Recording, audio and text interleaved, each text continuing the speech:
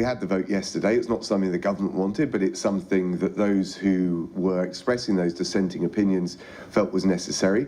As you say, the Prime Minister won it with 59%. That's actually more than he got in terms of support when he was elected leader of the Conservative Party. But we've had that vote now. I think it's, it was the prerogative of those calling for it to have it. The Prime Minister won it clearly. Johnson saw 41% of his own MPs vote against him, a worse result than Theresa May in 2019.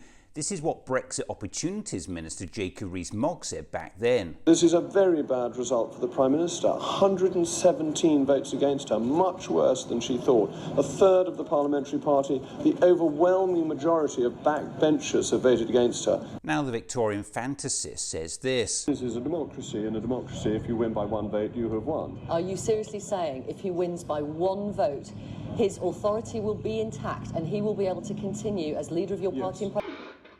If we remove the payroll vote, that's MPs who hold positions from which they would have to resign in order to oppose the government, and look at the free vote from backbenchers, almost 75% of all Tory MPs not dependent on the Prime Minister's patronage voted against him. And listen again to Rees-Mogg on that subject. If you think 163 Conservative MPs are on the payroll, they're ministers, PPSs, vice chairman of the party, trade envoys, and therefore of the non-payroll, of backbenchers, the Prime Minister lost really very heavily. And if you're on the payroll, you ought to resign to vote against her. But clearly the Prime Minister has lost the support of the backbenchers of the Conservative Party, and that is not a good position for her to be in. This is how Johnson described the vote outcome.